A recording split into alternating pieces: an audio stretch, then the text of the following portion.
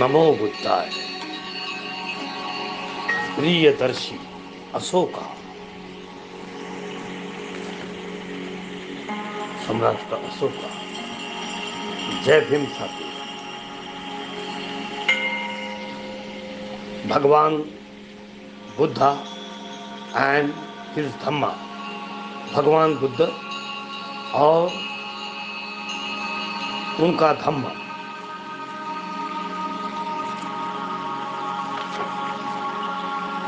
लेखक Bodhisattva doctor Baba Saheb Ambedkar, MA PhD DSc LLD DLitt बारेटला।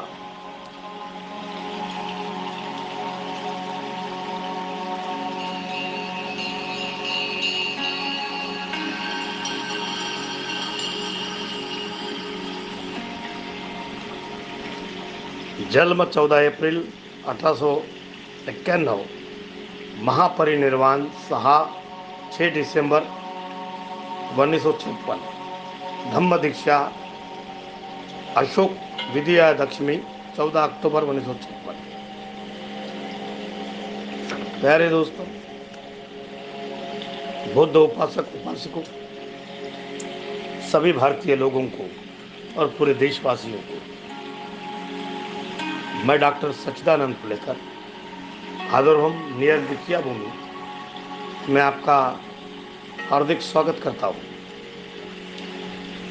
पहले खंड में सिद्धार्थ गौतम बुद्ध बोधिसत्व से बुद्ध कैसे हुए, भाग पहला। हमने भाग पहला में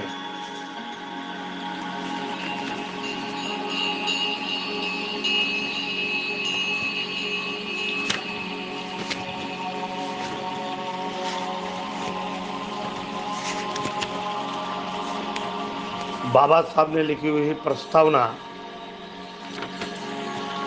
और परिचय और फिर उपोदघात,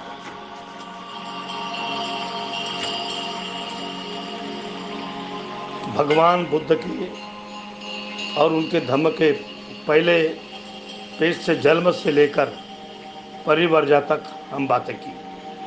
तो पहले भगवान बुद्ध का कुल, जो क्रिस्त पूर्वी 7वें शतक में उत्तर भारत के सार्वभौम एक राज्य था, वहाँ पैदा हुए। पूर्वज क्या थे उनके और उनका जन्म किस तरह से हुआ।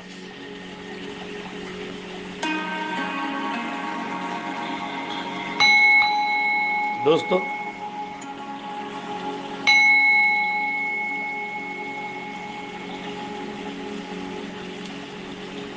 भगवान बुद्ध का जन्म हुआ,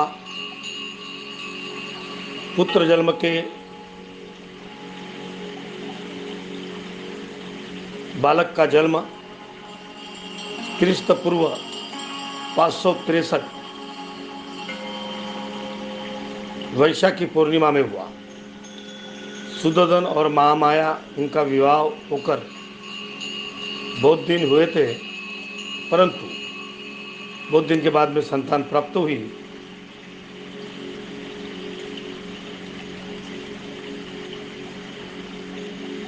और इस खुशी में राजा सुदोधन और सभी शाक के पुत्र जन्म पर उत्सव पर बड़ा हर्षोल्लास से ठाट मास से किया गया। पुत्र जन्म के पास में कपिल वस्तु में राजपथ भुजने की सुदोधन अर्थात राजा होने वाले हैं, और बालक युवराज, राजा का लड़के को नाम हम युवराज कहते हैं। मैं डॉक्टर सच्चिदानंद फुलेकर बड़े खुशी से बुद्ध एंड हिज धम्मा, यानी बुद्ध और उसका धम्म, जो बाबा साहब ने अंतिम सांस में हमें दी, उसका मराठी का बुक से डायरेक्ट हिंदी में मैं पढ़ रहा हूँ। और ये मेरी हैबिट है, मेरे दिमाग से इन बातों को मैं आपका हार्दिक स्वागत करता हूँ। तो आइए दोस्तों, आगे बढ़ते हैं। बुद्ध एंड हिज धम्मा। आशीष मुनि का आगमन।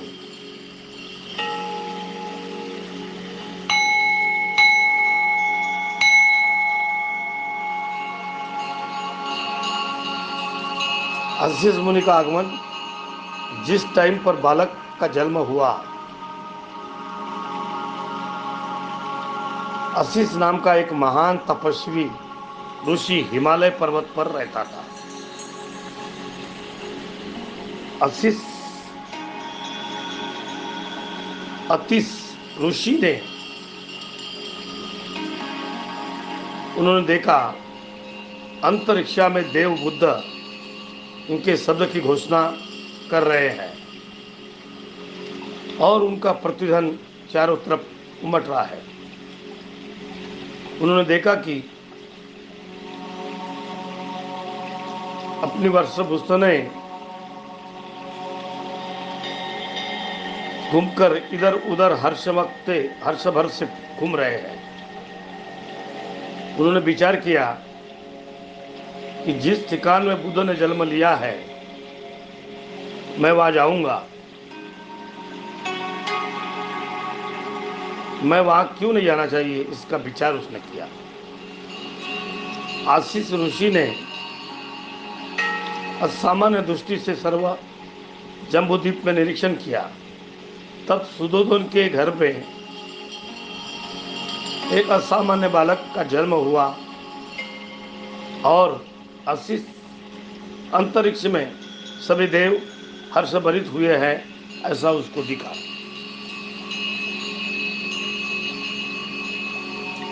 इसलिए वो महान ऋषि खड़े हो गए और अपना भतीजा नरदत्त इनको साथ में लेते हुए राजा सुदोधन के घर में आए और उनके राजवाड़े के प्रवेश द्वार पर खड़े रहे। वहां उन्होंने असंख्य लोग इधर उधर से उनको देखने आए। तभी द्वारपाल को जाकर उन्होंने कहा, अरे राजा को जाकर बता कि तेरे दरवाजे के पास में एक तपस्वी खड़ा है।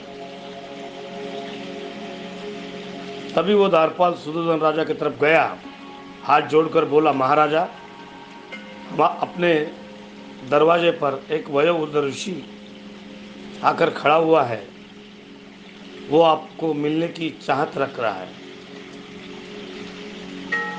राजा ने अतीश मुनि एक आसन की व्यवस्था की और द्वारपाल को बोला, जा ऋषि को हाथ लेकर अंदर लेकर आ। तब महल के बाहर खड़ा हुआ द्वारपाल अतीश मुनि को बोला, कृपा कर आप अंदर आइए। अतीश मुनि सुदोधन राजा के पास गया और खड़ा रहकर बोला, विजय असो, विजय रहो राजा, तेरा विजय रहो, तेरा विजय हो, तू आयुष्मान हो और अपना राज्य सद्भाव से सद्धम्म से चलाओ। तब सुदोधन राजा ने अतीश मुनि को साष्टांग नमस्कार किया और उनको बैठने के लिए कहा। अतीश मुनि सुखपूर्वक स्थानापन्न होकर सुदोधन राजा को बोला, ए तपस्वी ना,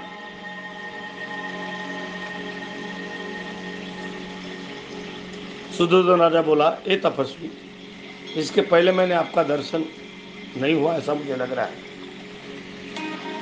आपके आगमन का क्या हेतु है? आप यहाँ क्यों आए हैं? इसका कारण मुझे समझा है। अतीश ऋषि सुदोधन राजा को बोला, राजा तुझे जो पुत्र प्राप्त हुआ है, तेरे पुत्र को देखने के लिए इच्छा से मैं यहाँ आया हूँ।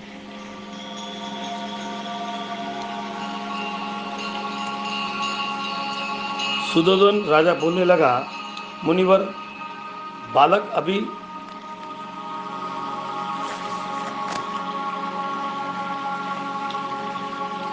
सोया हुआ है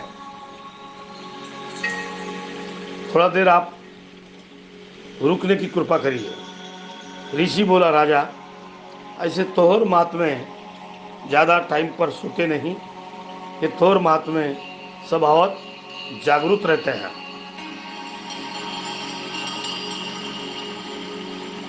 इतने में ही महान ऋषि पर अनुकंपा दिखाते हुए बालक ने अपने जागे रहने का हलचल करने लगा। बालक जैसे भी उठा, देखते ही सुदोधन ने अपने दोनों हाथों से उसको उठा के ऋषि के सामने लाया। असित ऋषि ने उस बालक को निकर कर देखने लगा कि ये महापुरुष 32 लक्षण के ऐसे शुभ चिन्ह के युक्त रहने वाले दिख रहे हैं। उन्होंने देखा कि देह, शुक्र और ब्रह्मा इससे भी तेज और तेजोमंडल में उससे भी शतसहस्त्र पट से अधिक वेदितमान है। अतिश ऋषि ने मुंह से निकल गया।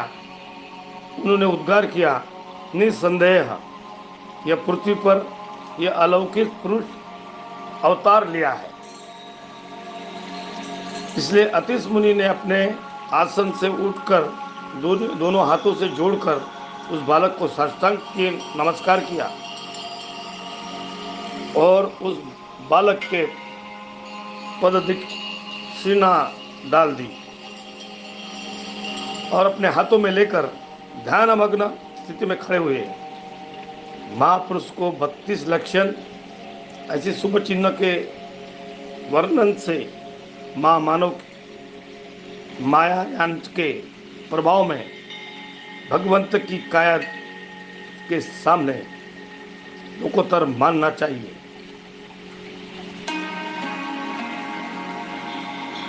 और उनके ये प्रतिबिंब है, ऐसे ही उसका अनुवाद होता है। अतिश ऋषि को पूर्व की सुपरिचित भविष्यवाणी मालूम थी। गौतम के समान महापुरुष 32 लक्षण के युक्त रहने वाले, उनके दो ही मार्ग होते हैं, तीसरा नहीं। अगर वो मनुष्य जीवन में रहा तो चक्रवर्ती सम्राट बनेगा और गुरु त्याग कर लिया तो वो संन्यास लेकर सम्यक संबुद्ध होगा।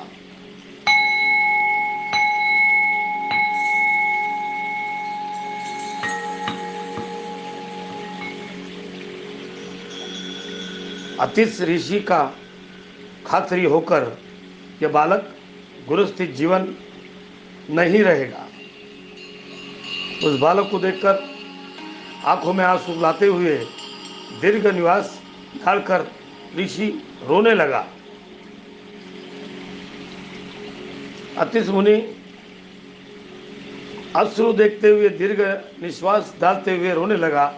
ये सुदोधन ने देखा। अतिश मुनि रोने लगा। ये देखकर सुदोधन के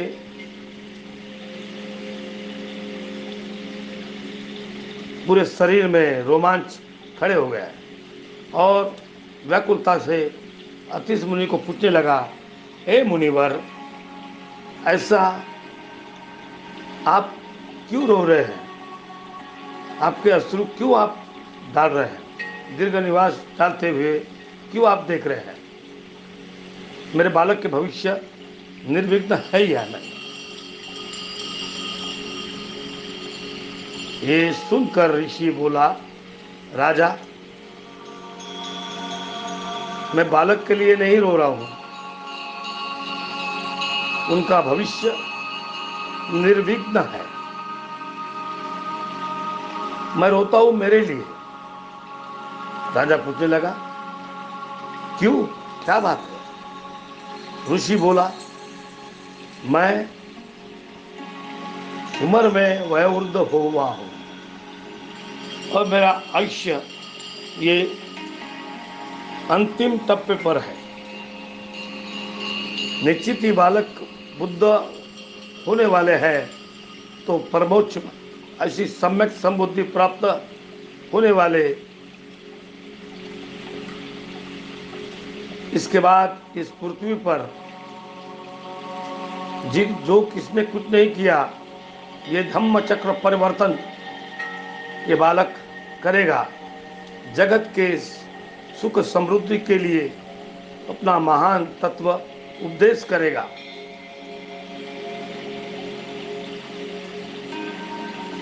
जो इस धार्मिक जीवन की घोषणा करेगा और जीवन आरंभी कल्याणकारक और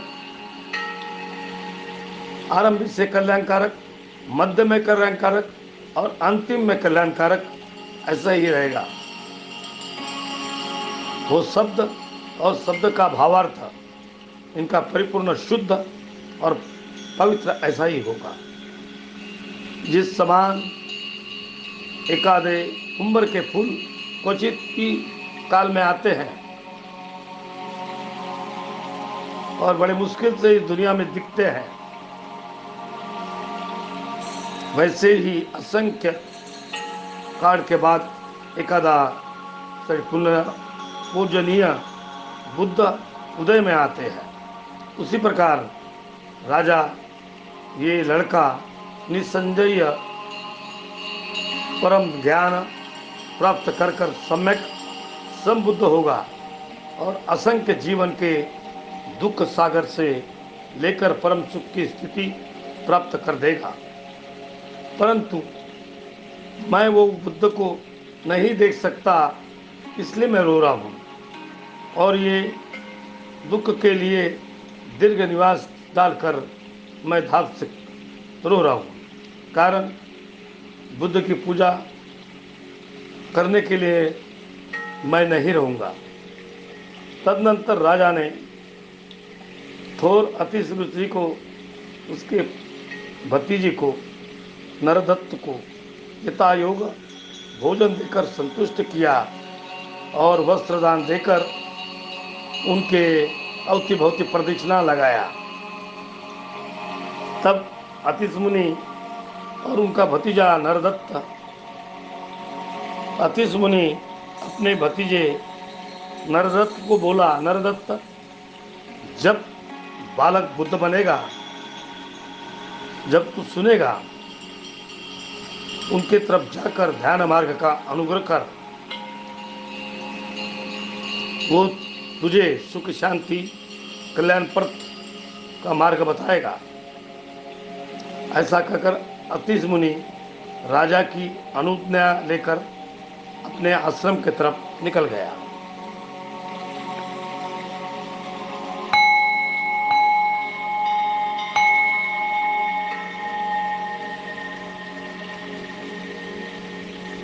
महामाया का मृत्यु। 5वें दिन नामकरण विधि करने में आया और बच्चे का नाम सिद्धार्थ रखने को आया। उनके गोत्र नाम गौतम थे, इसलिए सिद्धार्थ गौतम इस नाम की प्रसिद्धि हो गई। लड़के के जन्म के आनंद उत्सव पर नामकरण विधि समारंभ चालू रहते हुए महामाया को एकदम आजार बीमार के समान लगने लगा और उसका दुख न बढ़ गया। अपना अंतकाल निर्वाण का मार्ग आने लगा तो उन्होंने राजा सुदोधन और प्रजापति अपने रुग्ण शैया के पास बुलाकर बोली, मैं मेरे लड़के को अतिश मुनि के भविष्य से खरा होगा, सच्ची होगा, इस बात को सोचते हुए मुझे विश्वास है। मुझे दुख इतना ही है, ये होते हुए मैं अपने बच्चे को नहीं देख सकती। मेरा लड़का अभी मातृहीन होगा, परंतु मेरे पीछे मेरे लड़के को कार्यपूर्वक लालन पालन होगा कि नहीं, और उसके भविष्य के अनुस्वरूप उसकी योग्य जो उपासना होगी या नहीं, इसके बारे में मुझे बिल्कुल चिंता नहीं। प्रजापति, मेरे बालक को मैं तुझे स्वाधीन कर रही हूँ, उसकी माता के समान तू उसका अच्छा आगे का जीवन संभालेगी, इसके बारे में बिल्कुल मुझे शंका नहीं है। अभी आप दुखी मत हो। सभी लोगों को मैं कहती हूँ, मेरा अंत समय नजीक आ गया है और मुझे ये लोग छोड़ने की आज्ञा है। यमदूत मुझे जाने के लिए रुका हुआ है। ऐसे कर कर महामाया ने प्राण छोड़ दिया। सुदोधन और प्रजापति दोनों ने दुख वेग से अनावरण हुए और बहुत जोर से आक्रोश से रोने लगे। सिद्धार्थ के माता ध्यानासन हो गए और सिर्फ 7 दिन का सिद्धार्थ माता से मुक्त हो गया। सिद्धार्थ का नंद नाम का एक छोटा भाई भी था। सुदोधन को महाप्रजापति से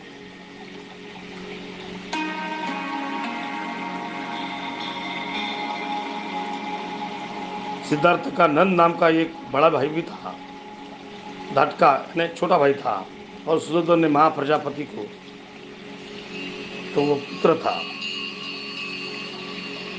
सिद्धार्थ का इसके सिवाय चुलत भाई भी था, महानाम और अनुरुद्ध। ये उनके चुलत शुक्लोदन के पुत्र थे। आनंद ये भी चुलता अमितोदन इनका पुत्र था, और देवदत्त, आनंद और देवदत्त ये भी उनकी आत्या अमिता का पुत्र था। महानाम ये सिद्धार्थ से उम्र से बड़ा था और आनंद एक छोटा था, और उनके साथ ही सिद्धार्थ छोटे से बड़ा हो गया।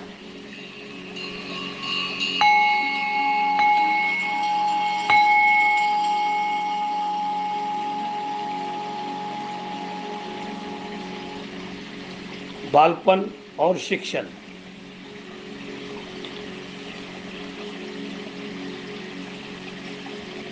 जब सिद्धार्थ चलने और बोलने लगा, तब शाक्य की वयोवृद्ध लोग एक में जमते हुए राजा सुदोधन ने बताया कि लड़के को अभया या ग्राम देवता के दर्शन के लिए ले जाना चाहिए। सुदोधन ने कबूल किया और लड़के को कपड़े डालने के लिए महाप्रजापति को बताया।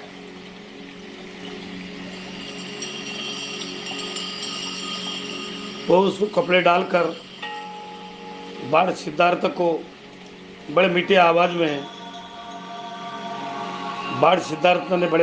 में कहा कि मुझे कहाँ ले जाया जा रहा है।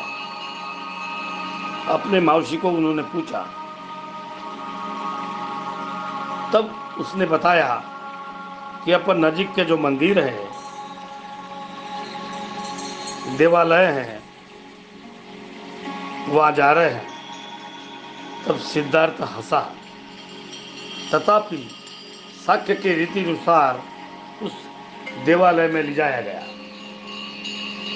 उम्र के 8 साल के सिद्धार्थ ने विद्याभ्यास को शुरुआत किया, विद्या का अभ्यास करना की शुरुआत किया। महामाया के स्वप्न में अर्थ बताने के लिए सुदोधन ने जिस 8 जानकारों को बुलाया था, उन्होंने सिद्धार्थ का भविष्य कथन किए थे। वैसे ही प्रारंभ में गुरु हुए, जिनको जो ध्यान था सभी ने सिद्धार्थ को पढ़ाए। सुदोधन ने उदित देश के थोरकुड़ के जन्मे हुए प्रथम श्रेणी के विद्वान रहते हुए सभ्यमिताला को बुला लिया।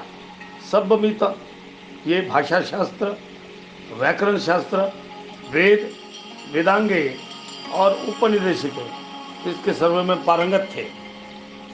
सुदोधन राजा ने उनको सुवर्ण कलश से पानी प्रदान कर कर सिद्धार्थ के अध्ययन के लिए उनके स्वाधीन कर दिया।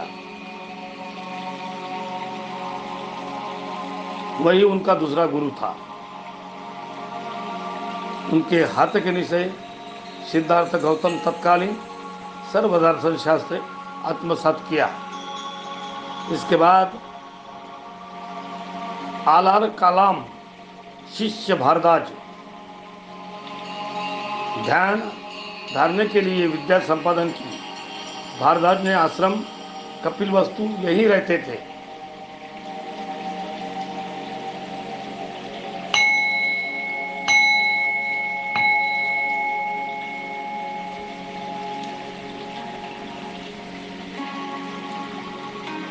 छोटेपन की लक्षण है। जब अपने पिता के साथ राजा सुदोधन के साथ खेती में जाते थे बाल सिद्धार्थ, तब वहाँ कुछ काम भी नहीं था, तभी एकांत के स्थल में जाकर ध्यान लगाकर प्रयत्न करते थे और इसी के बौद्धिक विकास के लिए आवश्यक सभी बातें थी। ऐसे क्षत्रियों को आवश्यक ऐसे युद्ध विद्या से शिक्षण के लिए दुर्लक्ष्य की बातें समझी जाती थी। कारण अपने लड़के को मानसिक विकास बढ़ाने के लिए पुरुषों के युद्ध बल पर विकास के लिए दुर्लक्ष्य हो जाता है। इसकी दक्षता सुदोधन ले रहे थे। सिद्धार्थ दयाशील प्रवृत्ति का था। मनुष्य ने मानस का शोषण नहीं करना चाहिए, ये इसको बिल्कुल पसंद नहीं था। एक बार अपने मित्रों के साथ में पिता के खेती पर गए।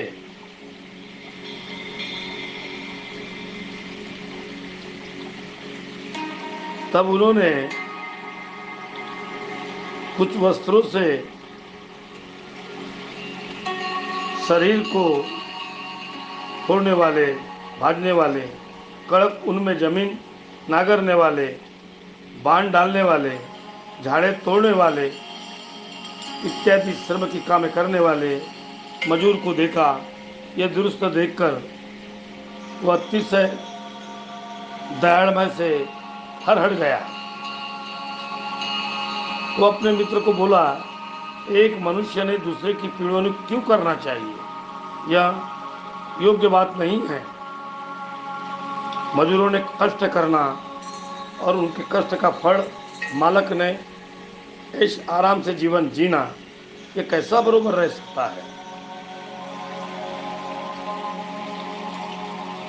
उनके मित्र को इस पर क्या उत्तर देगा, ये ना सोचने वाली बात थी।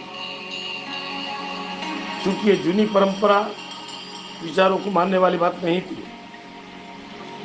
उनके अनुसार मनुष्य जन्म अपने धन की चाकरी करने के लिए होता है और अपने मालिक की चाकरी करते हुए यही मनुष्य का धर्म रहता है। शाक्य लोग वपरमंगल नाम का एक उत्सव साजरा करते थे। धान की पेरनी के दिन यह उत्सव साजरा होता था। शाक्य लोग प्रथा के अनुसार उस दिन प्रत्येक शाक्य के स्वतः अपने हाथ से जमीन पर नागर चलाते थे। सिद्धार्थ ये प्रथा से वो भी पालन करते थे, वो स्वतः नागर चलाते थे। जब भी वो विद्वान थे तभी उनकी शारीरिक श्रम की कभी तिरस्कार नहीं किया। जो क्षत्रिय कुल में जन्मा हुआ है, उन्होंने धनु विद्या का और इतर शस्त्र चलाना चाहिए, उसको सभी शिक्षण मिल गया था। लेकिन किसी भी प्राणी को बिना कारण ईजा करना उन्हें बिल्कुल पसंद नहीं था। शिकार करने वाले टोली के साथ जाने को वो नकार करता था। उनके मित्र उन्हें कहते थे, तुझे शेर का और सिंह की डर लगता है क्या? तब वो उत्तर देता था, मुझे मालूम है तुम शेर को मारने के लिए नहीं जा रहे, तो हरिण और ससे को निरुपद्रवी प्राणी को मारने के लिए जा रहे हो।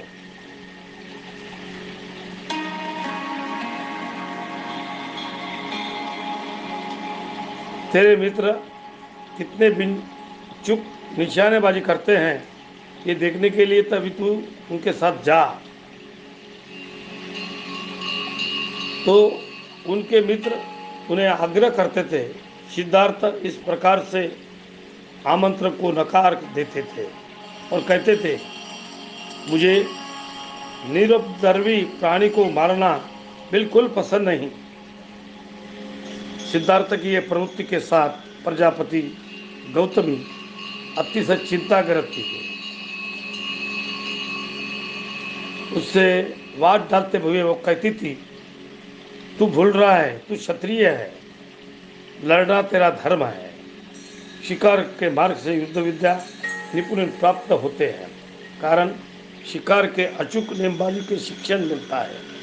शिकार करना ये क्षत्रिय का युद्ध विद्या का शिक्षण लेने का क्षेत्र है। परंतु सिद्धार्थ हरदम गौतमी के विचार से कहता था, लेकिन माँ, क्षत्रिय ने लड़ना क्यों लड़ना?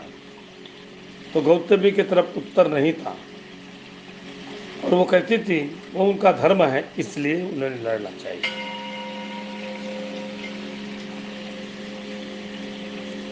उसके उत्तर से सिद्धार्थ समाधान नहीं होते थे, तो गौतमी को वो पूछते थे, माँ मुझे ये बता, मनुष्य ने मारना ये मानव का धर्म कैसा हो सकता है? गौतमी उत्तर देती थी, यह प्रवृत्ति एकादश संन्यास के समान थी, लेकिन क्षत्रियों ने लड़ना चाहिए। अगर वो नहीं लड़ेंगे तो राज्य का संरक्षण कैसा होगा? लेकिन माँ, जब सभी क्षत्रिय एक में पर प्रेम करेंगे और हिंसा न करेंगे तो अपने राज्य का रक्षण क्यों नहीं कर सकते? इस पर गौतमी निरुत्तर थी। वो अपने मित्र को अपने साथ बैठकर समाधि के प्रेरित करता था और उनको योग्य आसन डालकर उनको पढ़ाता था। वो उनके एकादश विषय पर चित्त एकाग्र करने के लिए बताता था। मैं सुखी रहना चाहिए, मैं आमेष्ट सुखी रहना चाहिए, सभी प्राणी मात्र को सुखी रहना चाहिए। इस प्रकार के विचार के साथ में ध्यान करके एक साथ में उपदेश करता था। लेकिन उसके मित्र इस बातों को महत्व नहीं देते थे। वो उसकी हंसकर ठट्ठा करते थे, हंसी उड़ाते थे। लेकिन वो आंखें बंद कर कर एक चित्त पर इस विषय पर एकाग्र मग्न होकर दुष्टपूर्वक शिकार करने के हरिण और न पसंद होने वाले खाने के पदार्थ उस टाइम पर लाते थे। उनके पिता को और माता को, सुदर्शन और महाप्रजापति को ध्यान साधना का अध्यास बिल्कुल पसंद नहीं था। ये ध्यान क्षत्रिय के जीवन में सर्वथा विरुद्ध है, ऐसे उनको लगता था। योग्य विषय के चित्त एकाग्र करते हुए अखिल दुनिया के मनुष्य मात्र पर प्रेम भावना उन्दिगत थी, इस पर सिद्धार्थ का विश्वास था। वो बोल रहे थे, अपन जब जब प्राणी मात्रा का विचार करते हैं तब भेदाभेद असमानता इसके साथ में अपन शुरुआत करते हैं। अपने मित्र को शत्रु से अलग करते हैं। अपन अपने पाळीव प्राणी पर मनुष्य के प्रमाण भिन्न समझते हैं। अपन मित्र और पाळीव प्राणी इन पर प्रेम करते हैं और शत्रु और हिंस्र पक्षियों की घृणा करते हैं। यह भेदाभेद अपन नहीं रखना चाहिए। जब भी अपने चिंतनात्मक व्यवहारिक जीवन में ये मर्यादा के पास में जाकर तभी अपन ये कर सकते हैं। उनका बालपन करुणामय हो गया था। एक बार तो अपने पिता को खेत पर जाते हुए विश्रांति करते हुए एक झाड़ के नीचे बैठकर निसर्ग की शांति और सौंदर्य का आस्वाद ले रहे थे। इतने में आकाश से एक पक्षी उनके पास में आकर गिर गया। उस पक्षी को बाण लगते हुए उनके शरीर को खून निकल रहा था। तभी पक्षी तड़प रहा था। सिद्धार्थ उस पक्षी को बचाने के लिए आगे आए और उनका बाण निकाल दिए, उनकी जख्म की पट्टी बांधी और पीने के लिए पानी दिया। उन्होंने अपने पक्षी को अपने कुशी में लिया और उत्तरीय वस्त्र से गुलाट दिया और ऊब देकर उसको हृदयदायी प्रेम दिया और जिंदा रखा। सिद्धार्थ को आश्चर्य हुआ, इस निष्पान पक्षी को किसने मारा। थोड़ी देर में उसका आते भाई बुआ का लड़का देवदत्त शिकार के सर्व आयुनिशी वहाँ आए और सिद्धार्थ को पूछने लगे, आकाश से उड़ने वाले इस पक्षी को मैं बाण मारा हूँ, वो पक्षी में जख्मी हुआ है और तुरंत में वो यहाँ आया है, यहाँ गिरा है, तू उसको देखा क्या? सिद्धार्थ को पूछने लगा। सिद्धार्थ ने बोला, हाँ, घायल स्थिति से मैं उस पक्षी को बचाया हूँ। देवदत्त ने मांगनी की, उस पक्षी के मेरे स्वाधीन करो, पर सिद्धार्थ ने वो बातें नकारी और दोनों में तीव्र विवाद हुआ। देवदत्त का कहना था, मैं जिस पक्षी को मारा वो मैं उसका मालिक हूँ, कारण शिकार के नियमानुसार जो शिकार करता है वही शिकारी मालिक होता है। सिद्धार्थ ने इस नियम की अधिकृतता मान्य की। उन्होंने कहा कि जो जिसका रक्षण करते हैं वही उसका मालिक हक प्राप्त करते हैं। हत्यारा कौन सा मालिक हो सकता है? इस बात को दोनों के बीच में कोई पीछे लेने को तैयार नहीं था। आखिर में इस प्रश्न का न्यायालय के सामने ले जाया गया और न्यायालय में सिद्धार्थ गौतम के निर्णय लगा। इससे देवदत्त और सिद्धार्थ का कायम का शत्रु हो गया, परंतु सिद्धार्थ गौतम की करुणावृत्ति इतनी उत्कृष्ट थी, अपने बुआ के लड़के के मर्जी के बजाय इस विषय को निपान पक्ष की जान बताना अधिक पसंद किया। सिद्धार्थ गौतम ने बचपन में जीवन की इस तरह से शुरुआत हुई।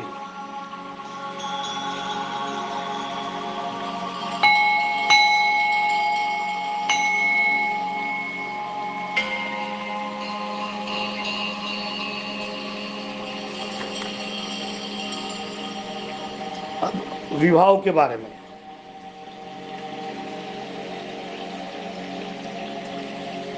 दंडपाणि नाम का एक शाक्य था। उनके लड़की का नाम यशोधरा था। वो सौंदर्य विषयी और चारित्र में प्रसिद्ध थी।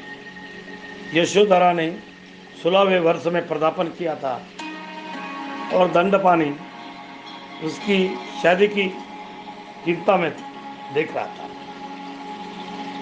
उसी टाइम प्रतिनुसार दंडपाणि ने अपने लड़की की स्वयंवर में भाग लेने के लिए आजू बाजू के युवकों को निमंत्रण दिया। सिद्धार्थ गौतम भी एक निमंत्रण को भेजा गया।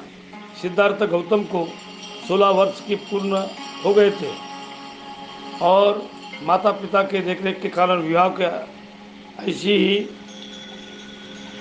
काटजी होना लगी थी।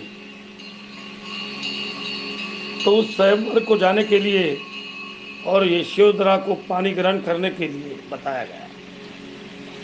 उन्होंने अपने माता पिता की इच्छा का मान दिया। सभी जमे हुए युवकों ने यशोधरा सिद्धार्थ गौतम को पसंद किया। दंडपाणि विशेष प्रसन्न नहीं था क्योंकि दोनों के दाम्पत्य जीवन में यश विचेतना शंका थी। उनको लगा कि सिद्धार्थ साधु संन्यास सहवास में विशेष ख्याल करता है, उनको एकांत रहने की इच्छा है और वह यशस्वी गृहस्थ नहीं बन सकता। सिद्धार्थ के खेरिज मैं किसी से भी शादी नहीं करूंगी, ऐसा निश्चय यशोधरा ने उस समय पिता को बताया। साधु संतान संगति से रहने वाला क्या अपराध है? यशोधरा ने इस बात पिताजी को पता दिया। सिद्धार्थ गौतम की खरीज मैं किसी से शादी नहीं करूंगी, ऐसा अपनी लड़की ने निश्चय कर लिया है। इसलिए यशोधरा के माता ने इस विवाह की सम्मति देने के लिए दंडपाणि को बताया और दंडपाणि ने उसको सम्मति दी। गौतम के प्रतिस्पर्धा इसके कारण निराश हो गए, परंतु अपना अपमान हुआ वो उनको ऐसा लगने लगा। उनको लगा कि हमको इसके बाबत में सर का न्याय मिलना चाहिए और यशोधरा की निवड़ करना परीक्षा लेना चाहिए, शादी के लिए परीक्षा लेना चाहिए। वो कुछ टाइम स्वस्थ बैठे।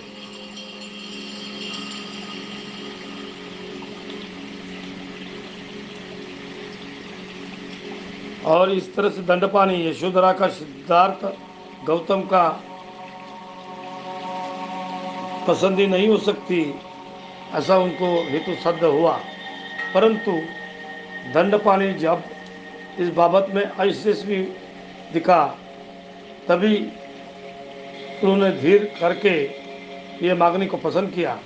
धनुष विद्या के कौशल दिखाने के लिए परीक्षा ली गई। दंडपाणि ने ये बातें कबूल की। शुरुआत में सिद्धार्थ ने इस बातों को नकार दिया, परंतु उन्होंने ऐसा नकार देने पर उनके पिता, उनके कुल सभी अधिक यानी यशोधरा, इन्होंने नीचे मुड़ी डालकर इस प्रसंग को देखा। तब स्वार्थी सन इन्होंने निर्देशना से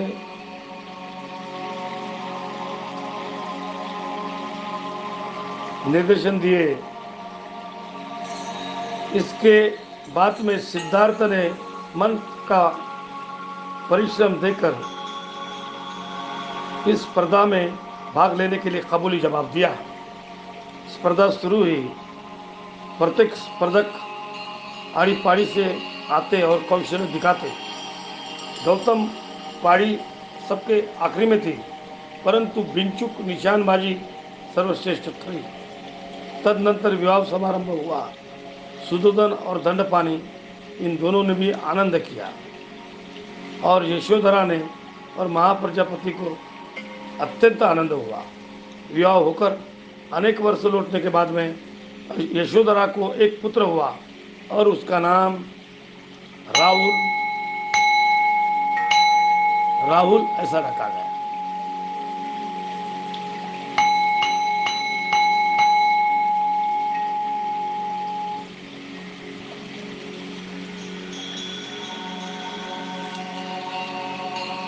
पुत्र के संरक्षण करने के लिए पिता की योजना अपने पुत्र के विवाह होने के बाद में शारीरिक जीवन में प्रवेश किया, ये देखकर सुदर्शन राजा संतुष्ट हुआ। तथापि अतिश मुनि की भविष्यवाणी का दूर जा रहा था, ये भी उसको खुशी हो रही थी। भविष्य सच्ची होने से बजाय भौतिक सुख विकास के लिए राजा सिद्धार्थ दिख रहा है। इस उद्देश्य के साथ में सुदर्शन अपने लड़के को रहने के लिए 3 राजमहल बांधा, एक धूपकाले में रहने के लिए, एक बरसात में रहने के लिए और एक हिवालय में रहने के लिए। ये 3 ही राजमहल विलासी जीवन को उत्तेजन और सर्व प्रकार के साधन के सुसज्जित रखा गया। प्रत्येक महल के साथ में विविध जाति की वृक्ष की, फूलों की मनोहारी रचना विस्तृत के उद्यान तैयार किए गए। अपने कुटुंब को पुरोहित, उदाई और सलाह समत रखते हुए राजा ने यह निश्चित किया कि राजपुत्र को अति सुंदर युवती से युक्त है अंतपुरा की व्यवस्था की जाए। तभी सुदर्शन राजा ने जीवन की सुख भोगने वाली राजकुमारी के चित्ता के वश करने वाली और सुंदरी की सलाह देने वाली उदायन को बताया। अंतपुरा में रखने के लिए स्त्रियां एकत्रित रखकर उदायित के राजकुमार को वश कैसे किए जाएगा,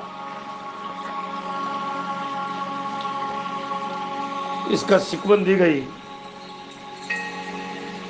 उस उद्देश्य से उन्होंने बोला, आप लोग मुझे इस वशीकरण से कला में कुशल है, आप मदन प्रेम युक्त भाषा जानने के लिए चतुर है, आप सौंदर्यमय है और आकर्षित परिपूर्ण है, आप अपने कला में कौशल है। तुम्हारे इस कला गुण के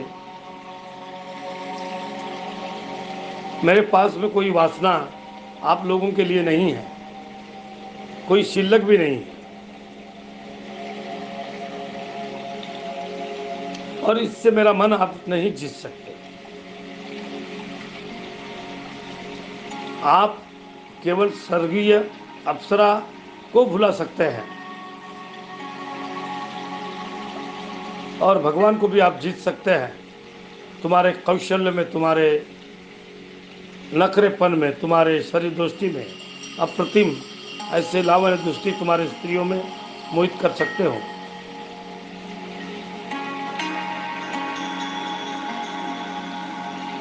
और पुरुष का क्या बिछाओ,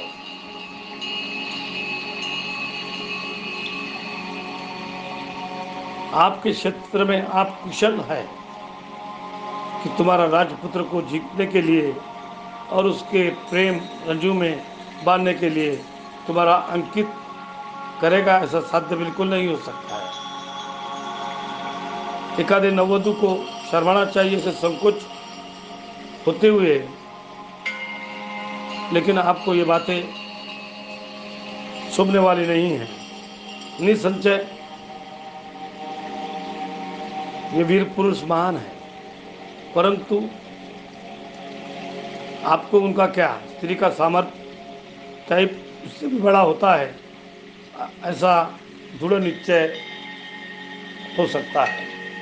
प्राचीन काल में काशी की एक सौंदर्यवर्ती वेश्या ने एक महान तपस्वी को लाता मार के झिंडार कर उसको पाई लोडन में कर लिया था, और वो महान तपस्वी विश्वामित्र दुत्तक की नाम की अप्सरा के 10 वर्ष तक जंगल में बंदी कर रखा गया। इसके समान अनेक तपस्वी स्त्रिया के मार्ग पर आने जाने लगे, यौवन युक्त प्रतवत उमलत करने लगे और कोमल राजकुमार की कथा बताने लगे। इस बातों को देखते हुए तुम धीरपणाद से प्रयत्न करने के लिए राजकुल की वंश परंपरा सिद्धार्थ को सामने कोई ताकत पैदा नहीं हुई। सामान्य स्त्री सामान्य पुरुष अंकित करते हैं और सही धन्य होते हैं, उस साधारण पुरुष को जीतते हैं। राजपुत्र को वश करने के लिए स्त्री लोगों का अपयश हुआ।